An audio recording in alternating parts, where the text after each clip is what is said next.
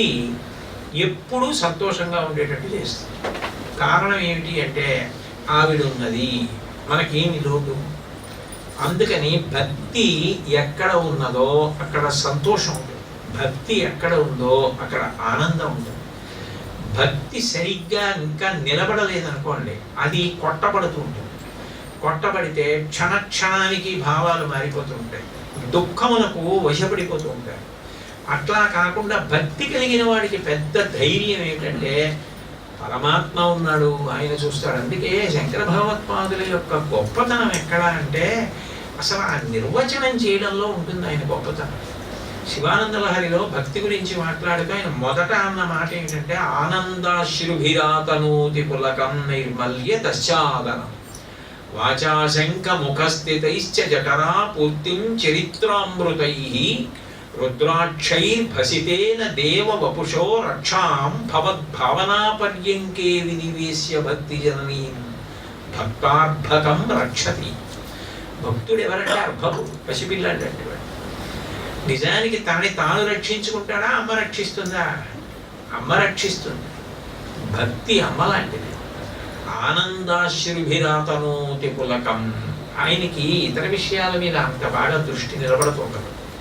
ఆయనకి దృష్టి అంతా ఎప్పుడు ఎక్కడ నిలబడిపోతూ ఉంటుంది అంటే ఆ భగవత్ సంబంధమైన కీర్తన, ఆ కథలు, ఆ విషయాలు, వాటి మీదే ఎక్కువ రమిస్తూ ఉంటాడు. ఆ రమించడం అన్నది తనలో తానే, దానికి బయట నుంచి ఆయనకి ఏం అక్కల, తనలో తానే రమిస్తూ ఉంటాడు. పసిపిల్లవాడు దేనికి ఆడుకుంటున్నాడు, దేనికి సంతోషపడుతున్నాడు అంటే కారణం ఏం చెప్పగలరు మీరు? వాడు ఇలా చేతులు తిప్పుతుంటాడు, కాళ్ళు తిప్పుతూ ఉంటాడు. వాడు ఏడవలసి వస్తే దేనికి ఏడుస్తాడంటే ఒకే ఒక్క కారణానికి ఏడుస్తాడు, వాడికి అమ్మ కనపడకపోతే ఏడుస్తాడు. ఎంత ప్రేమ ఉండి మేనత్త అవనివ్వండి, లేకపోతే మేనమావని ఎవడమనివ్వండి, తాత అవనివ్వండి, నాయనమ్మ అవనివ్వండి, అమ్మమ్మ అవనివ్వండి, ఎవరైనా కూడా అమ్మ తర్వాత ఇవ్వండి. ఇప్పటికి అమ్మ కనపడితే సంతోషం. భక్తుడికి భగవంతుడి గురించే సంబంధం. ఆనందాశ్రుభిరాతనోతి పులకం. పిల్లాడు అమ్మ కోసం ఏడిచి ఏడిచి ఏడిచి ఏడిచి వెక్కిళ్ళు వచ్చేసి ఓరి నాయన ఎదురింట్లో పేరంటానికి వెళ్ళిందిరా అని చూపించినా వాడు ఊరుకోడు. ఆ పక్క మేడ మీదే ఉన్నా వాడు వినడు. మేనత్తి ఎత్తుకుంటే ఒప్పుకోడు, వాడు విరుచుకు పడిపోయి ఏడుస్తాడు.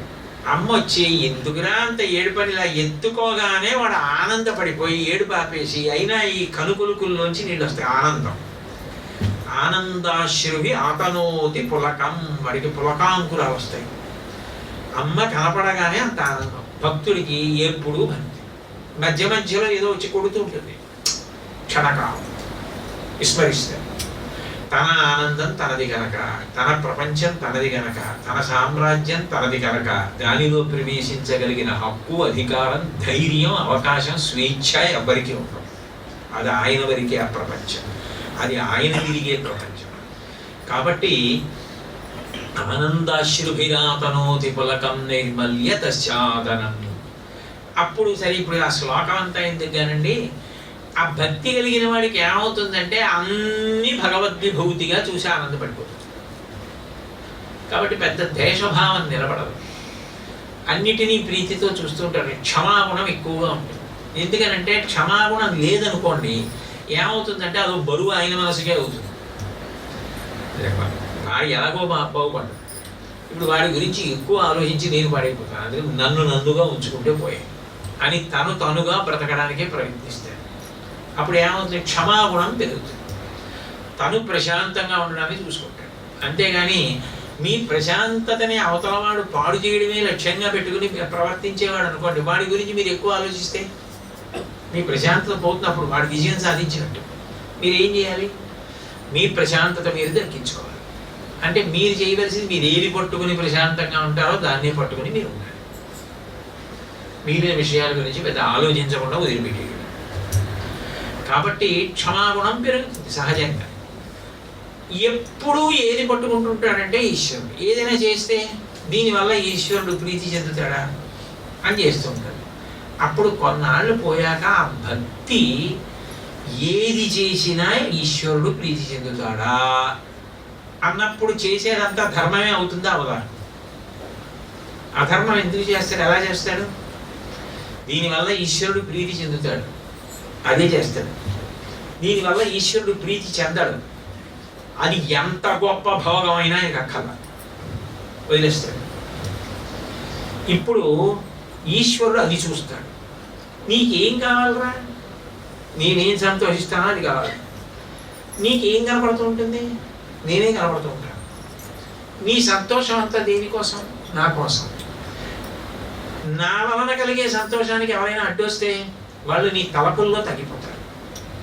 అది నిజానికి అవతల వాడికి రక్షణ కోల్పోయినట్టు. భక్తుడి తలపులలో ఉండడం అదృష్టం. కాబట్టి నేను నువ్వు అని రెండు ఎందుకు అసలు? దానివల్ల ఏమిటి ప్రయోజనం? నువ్వు ఉన్నా నేను తప్ప నీకు ఇంకేం లేదు. కాబట్టి ఇంక రెండు ఎందుకు? ఓ పని చేయి, ఇలా ఎంత సాధన చేస్తే ఈ భక్తి ఇంత దృఢతరమైంది, ఇంక రెండు వద్దు, నువ్వు నాలోకి వచ్చేయి అని కలుగుతాడు.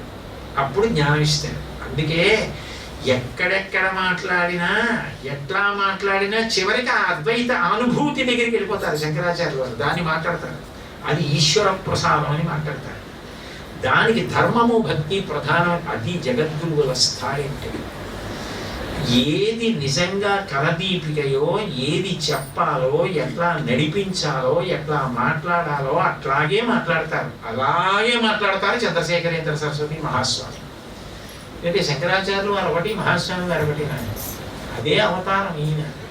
అందుకే ఆ ధర్మాన్ని ప్రధానం చేసి మాట్లాడతారు.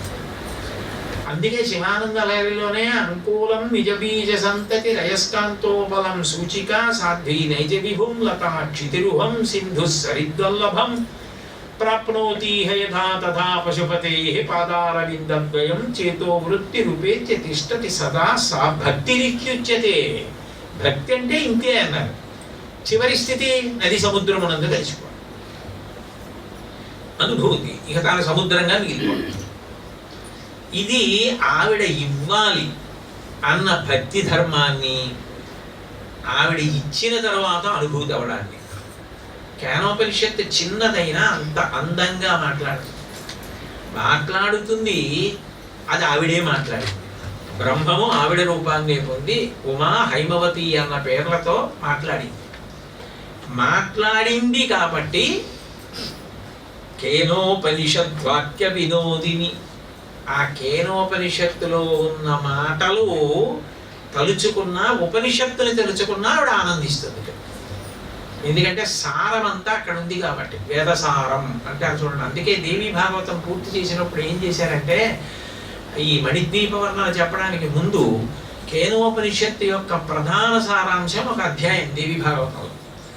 అది కేనోపనిషత్ సారహ అని ఒక అధ్యాయం చెప్పి, అది పూర్తి అయిపోయిన తర్వాత మణిద్వీప వర్ణనం చెప్తారు. మణిద్వీప వర్ణనంతో పూర్తి అయిపోతుంది. ఇంకా ఎవరైనా కొత్తగా ఇల్లు కట్టుకునేటప్పుడు అప్పుడు వాస్తు హోమం చేసే రోజున మణిద్వీప వర్ణనం చదువుకోమంటారు. ఒకసారి మణిద్వీప వర్ణనం చదువుకుని వాస్తు హోమం చేసి ఇల్లు కట్టుకోవడం మొదలు పెడితే పరదేవతానుగ్రహం కలుగుతుంది. ఆ ఇల్లు కూడా అలా వృద్ధిలోకి వచ్చి అంత చక్కగా భక్తి జ్ఞాన వైరాగ్యాలతో ఎప్పుడు ఎలా పండాలో అలా, మెట్ట వేదాంతంతో కాదు. ఎందుకంటే ఎలా ఉండాలో అలా ఉంటేనే అది సరి అయిన ధర్మం. అంతేగాని ఎక్కడ ఎలా ఉండాలో అలా ఉండకపోతే అది ధర్మం కాదు, అసహ్యంగా ఉంటుంది కూడా. కాబట్టి అట్లా ఉండేటట్టుగా అనుగ్రహిస్తుంది ఆ దేవీ భాగవతం యొక్క చివరి అధ్యాయాలు. అందుకే అటువంటి క్రమంతో పెడతాయి. కాబట్టి కేనోపనిషద్వాక్య వినోదిని దేవి అంటారు పక్కన. దేవి అంటే అమ్మవారికి అన్వయం. ఎందుకంటే ఉపనిషత్తు గురించి మాట్లాడుతున్నారు కదా మహాస్వామి గారు. అందుకని రేపు పెళ్ళవ్వాలని ఇది చదువుతున్నావు, పెళ్ళైపోయిన తర్వాత జీవితం పండాలని కూడా ఇది చదువుతున్నావు. రెండూ మంగళమే. ఎందుకని ప్రతి చోట కూడా చివర కురు కళ్యాణం అంటున్నారు. ఇది ప్రాణం. స్తోత్రానికి అంతటికి ప్రాణం ఎక్కడుంది అంటే కురు కళ్యాణం. ఇన్ని విశేషణాలతో అమ్మవారిని చెప్పినా కళ్యాణం చెయ్యి అడుగుతున్నారు. కళ్యాణం చెయ్యి పెళ్లి కాని పిల్లలకి ప్రధానంగా అమ్మడం. మిగిలిన వాళ్ళకి జీవబ్రహ్మైక్య సిద్ధి కూడా, మిగిలిన వాళ్ళకి మంగళప్రదమైన జీవితం కూడా, గృహస్థాశ్రమం పండడం కూడా అయినప్పుడు ఈ కురు కళ్యాణంలో కేనోపనిషత్తులో కనపడినటువంటి అమ్మవారు ఎవరైతే ఉందో ఆవిడే దేవి. దేవి తత్వ సంబంధమైనటువంటి పేరు. దేవి అంటే రెండు అర్థాలు ఉంటాయి. దివ్ అంటే కాంతి, దేవతలు అంటాం కదా. విశేష కాంతి అంటే ఎంత కాంతి అంటే ఆవిడ అనుగ్రహిస్తే రూపం కనపడుతుంది, లేకపోతే నిజానికి కళ్ళు బైర్లు గమ్మడమే తప్ప రూపం కనపడదు. అప్పుడు ఏం చేయాలంటే ఆ రూపాన్ని చూడడానికి కావలసిన శక్తిని కంటికి ఇవ్వాలి ఆవిడ, లేకపోతే మాంసచక్షువుగా శక్తి ఉండదు. ఇప్పుడు ఉదయిస్తున్న బింబం, ఎర్రబింబాన్ని చూసి పొగడకూడదు, నారింజ రంగు పొందినటువంటి సూర్యబింబాన్ని చూస్తారు. మధ్యాహ్న బింబాన్ని చూడగలమా కంటితో? గ్రీష్మ ఋతువులో చూడలేము, కంటికి శక్తి చాలదు. అనంత కోటి సూర్యులు ఉదయిస్తే ఎలా ఉంటుందో అలా ఉండేటటువంటి అమ్మవారి రూపాన్ని చూడడానికి కంటికి శక్తి సరిపోతుందా? సరిపోదు. అప్పుడు ఆ రూపాన్ని చూడడానికి కావలసిన శక్తిని కంటికి ఆవిడ ఇవ్వాలి. అందుకే మీరు చూస్తే ఒక్కొక్కసారి ఒక్కొక్క రూపాన్ని ధరించినప్పుడు ఈశ్వరుడు దివ్య దృష్టినిచ్చి చూడడానికి అవకాశం ఇచ్చాడు అంటారు. మహాభారతంలో రాయబారానికి కృష్ణ పరమాత్మ వెళ్ళినప్పుడు విశ్వరూప సందర్శనం చేయించాడు. విశ్వరూప సందర్శనం అంటే అన్ని వేళలా ఒకేలా ఉంటుందని అనుకోకూడదు. విశ్వరూప సందర్శనం ఆ సందర్భాన్ని అనుసరించి ఈశ్వరుడు ఎటువంటి రూపంతో ఉండి అది చేస్తున్నాడో చూపిస్తాడు. ఒక్కొక్కసారి ఈ జగత్తునంతటిని భక్షిస్తున్న స్వరూపం కనపడుతుంది. దాన్ని అర్జునుడే చూడలేకపోయాడు. చూడలేక ఈ బాబోయ్ నేను చూడలేను, ఉపసంహారం చేయమన్నాడు. ఒక్కొక్కసారి సమస్తము తన యందు నిండి నిబిడీకృతమైనట్టు కనపడతాడు. భాగవతంలో యశోదకు కనపడ్డాడు అలాగా. కలయో ఇష్టవమాయయో ఇతర సంకల్పార్థమో సత్యమో తలపన్నేరక ఉన్నదాననో అని ఆవిడ ఆశ్చర్యపోయింది. అట్లా అంతటా తనయందే నిండి ఉన్నాయని చూపిస్తాడు. ఆ విశ్వరూపాన్ని సభలో చూపించినప్పుడు నిజానికి భీష్మాదులు కూడా చూడలేరు. ఆయన ఇచ్చాడు శక్తి, ఇచ్చి చూడమన్నాడు. ఆ ఇచ్చినప్పుడు ధృతరాష్ట్రుడికి ఇచ్చాడు. అయితే మళ్ళీ అక్కడ ఒక ప్రశ్న వచ్చింది, ధృతరాష్ట్రుడు అంత దుర్మార్గుడు ఎవరూ లేడు కదా భారతంలో, ఆయనకి ఎందుకు ఇచ్చాడు? ఎంత దుర్మార్గుడైనా ఆయనకున్న అధికారం, అవకాశం, అర్హత ఏమిటి అంటే విదురుడితో సఖ్యం. విదురుడు అంటే ప్రాణం. చెప్పిన మాట ఎలాగో వినడం, విదురుడు చెప్పింది వెంట ఎలాగో ఏం చేయడు, బాగా చెప్పావు అనుకుంటాడు. కానీ విదురుడిని వదిలి ఉండలేడు. ఆ ప్రేమ ఉంది, అస్సలు ఉండలేడు విదురుడు లేకపోతే. ఆ విదురుడు చెప్తూ ఉంటే వింటూ ఉంటాడు. ఏమైనా పాటిస్తాడా అంటే ఒక అక్షరం పాటించాడు. కితాబులు ఇస్తాడు, బాగా చెప్పారంటుంటాడు, కనీసం అదన్నా అంటాడు. కాబట్టి ఆ పాటి భక్తి ఒక సజ్జనుడి పట్ల ఉంది. సత్పురుషుడితో కలిసి ఉంటావు, అందుకని నీకు విశ్వరూప సందర్శన అధికారం ఇచ్చానని దివ్య దృష్టిని ఇచ్చాడు. అంటే సత్సంగం ఎంత గొప్పదో, సత్పురుష సహవాసం ఎంత గొప్పదో భారతం నిరూపణం చేస్తుంది. సరే, అందుకని దివ్వు అంటే కాంతి అని అర్థం. అట్లాగే దివ్వు అంటే క్రీడించుట అని ఒక అర్థం, ఆడుకోవడం. అది మామూలుగా బంతి ఆట ఆడుకోవడం, ఏదో పరిగెత్తి ఆడుకోవడం అలా ఉండదు. దివ్య క్రీడ, అది ఇతరులు ఆడలేనిది, ఆమె మాత్రమే ఆడగలిగేది ఒక ఆట ఉంటుంది, అది ఆడుతుంది ఆవిడ. ఆవిడ కాంతి అంటే స్వామి కేనోపనిషత్తు గురించి మాట్లాడుతున్నాడు. అది ఇంకా ఆ భావన ఆయన నుండి అలాగే జాలువారుతోంది. అందుకని ఆ కేనోపనిషత్వాక్య వినోదిని దేవి ఆవిడ కనపడినప్పుడు ఎలా కనపడింది అంటే ఉపనిషత్ అంది, తస్యైష ఆదేశ యదే తత్ విద్యుతో విద్యుతదా ఇతీన్యమీ మిషదా ఇత్యధిదైవతం. సాధారణంగా చూడండి, తటిల్లత అంటారు, సౌదామిని అంటారు. సౌదామిని అంటే ఆకాశం నుంచి మనం ఏ ఊరిలో ఉంటామో ఆ ఊరి నేల వరకు తాకినట్టుగా వస్తుంది మెరుపు తీగ పైనుంచి కిందకి. మీరు మేడ మీద నించుని చూస్తున్నారు అనుకోండి, వర్షం పడే ముందు మెరుపు తీగ ఆకాశంలోంచి భూమి వరకు, కాకినాడలో నేల వరకు దూరంగా పైనుంచి కిందకి ఒక తీగ లాగా కనపడుతుంది. ఊరంతా ఒక్క క్షణం కనపడుతుంది. ఆ మెరుపు తీగని నిజానికి మీరు కంటితో ఎక్కువసేపు చూడలేరు. ఒక మెరుపు తీగ కాంతిలో పట్టణం అంతా ఒక్కసారి కనబడి అయిపోతుంది. కానీ తటిల్లత అంట సౌదామిని. ఆ మెరుపు తీగ ఎలా ఉంటుందో అటువంటివి కోటాను కోట్ల మెరుపు తీగలు ఒక్కసారి కనపడ్డాయి అనుకోండి, అది తట్టుకోగలమా? అట్లా కనపడింది ఆవిడ. కనపడినప్పుడు అది హైమవతి, అది ఉమా. అందుకని ఆ రెండు ఉపనిషత్ ప్రతిపాదితమైన నామములు అని. అందుకని పెద్దలు కీర్తన చేసినప్పుడు ఈ హైమవతి నామం మీద ఉమానామం మీద కీర్తనలు ఎక్కువ. అందుకే హిమగిరి తనయే హేమలతే అని, హైమవతి అని మహాస్వామి గారు కూడా ఆ నామం మీద ఉన్న ప్రీతితోటే హిమగిరి తనయి అని ప్రయోగించారు. కాబట్టి ఆ హైమవతి అంత బంగారు రంగులో ఉంటుంది. ఆ మెరుపు కోటాను కోట్ల మెరుపు తీగలు ఒక్కసారి కళ్ళ ముందు వస్తే ఎలా ఉంటుందో అంత కాంతితో కనపడింది. అప్పుడు దివు అంత కాంతి ఇంకెక్కడ ఉంటుంది?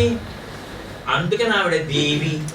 అందుకని ఆవిడ గురించి ఎప్పుడైనా చెప్పవలసి వస్తే నామము ఎప్పుడూ గౌణము. మీరు ఏ నామమైనా చెప్పారనుకోండి అది గౌణమని గుర్తు.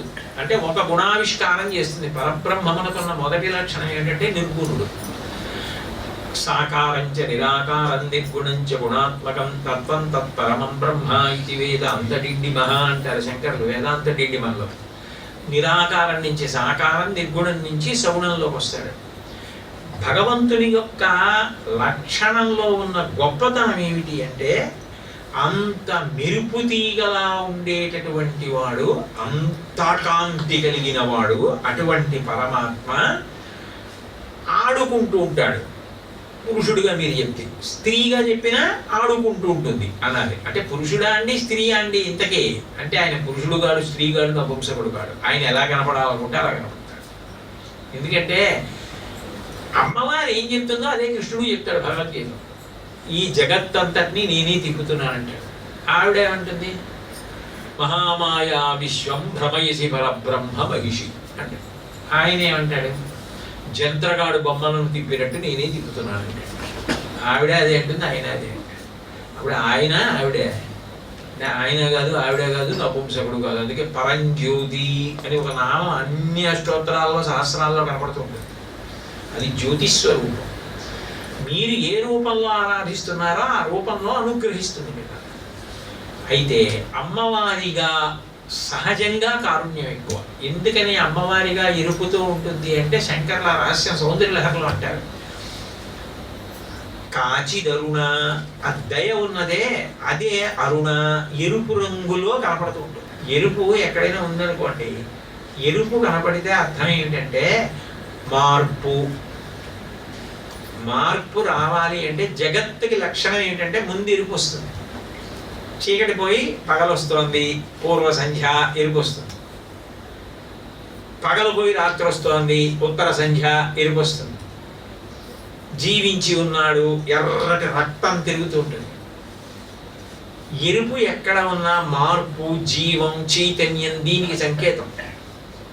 అమ్మవారు మార్పు తీసుకురావాలి. ఏ మార్పు? బ్రహ్మచారి గృహస్థు కావాలి అంటే ధర్మానుష్ఠానం మారుతుంది. మీరు ఒకటి గుర్తుపెట్టుకోవాలి, బ్రహ్మచారి గృహస్థ అయితే బ్రహ్మచర్యాన్ని వదిలేశాడా అంటే బ్రహ్మచర్యాన్ని వదిలేయడం అన్న మాట అన్వయం కాదు. అలా వదిలేయడం ఉండదు. బ్రహ్మచారిగా తాను ఏ విద్యా సముపార్జన చేశాడో అది ఆయన యందు అలాగే ఉంటుంది. దాన్నే గృహస్థుగా ఆయన వాడుకుంటాడు. వాడుకుని ధర్మాచరణం చేస్తాడు. బ్రహ్మచర్యాన్ని వదిలేసి గృహస్థ అయ్యాడన్న మాట అన్వయం కాదు. ఈ కట్టు జారుతుందంటే విప్పరు. బ్రహ్మచర్యాశ్రమ కట్టు విప్పేశారండి అన్న మాట వాడకూడదు. అందుకే దానికి ఉదాహరణ ఏం చెప్తారంటే, పుల్లలు కట్టు కట్టారనుకోండి, ఏదో మా మనవాడిని పిలిచి ఒరేయ్ కట్టు కట్టరా ఈ పుల్లలను అన్నాడు. వాడేదో వాడి బలం కొద్ది ఆ పుల్లల్ని కట్టు కట్టాడు. నేను వచ్చి చూశాను, ఇవి తల మీద పట్టుకుంటే జారి కింద పడిపోతాయని నేను మోకాలు పెట్టి నొక్కి గట్టిగా కట్టు కట్టి, ఆ కట్టినప్పుడు వాడైతే ముడేస్తాడు.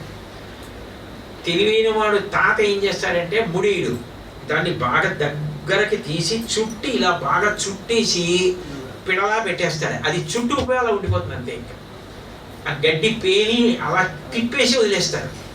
అది తల మీద పెట్టుకుంటే పుల్లలు ఊడిపోవు, మనవడేసిన కట్టు